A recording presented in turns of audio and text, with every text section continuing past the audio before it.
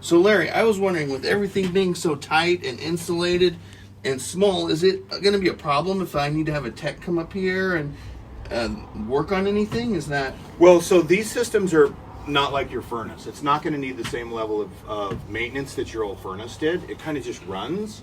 But, I mean, something could break at some point, right? Yes, sir. And that's what you're concerned with.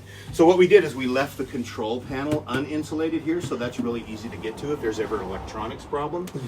With these systems, they are far more reliable than a typical HVAC system, so it's likely never going to have a problem. And because it's small, you can just kind of pick it up. There's a fan access panel in the bottom. Should you ever need to get up there, we just disconnect that, flip it up like the flipping the hood up of the car, and get right to it. So it's super easy to work on. But I tell you, we have had no problems with these. Right, the company that I'm partnered with installs probably about 50% gas furnace and air conditioning systems and 50% electrification systems, right? They have far more callbacks on the heating systems with gas than we do on these.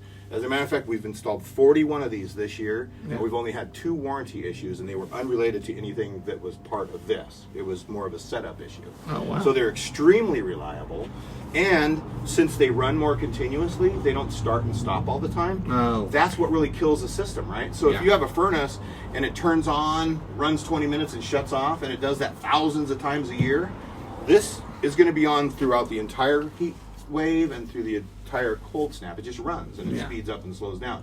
So if you thought about it, if you bought a car and were somehow able to just drive it on cruise control forever, your brakes would always be great. You'd have to figure out a way to like do a helicopter drop for an oil change, but if you always drove it on the freeway, it would last forever, right? And that's basically what this is.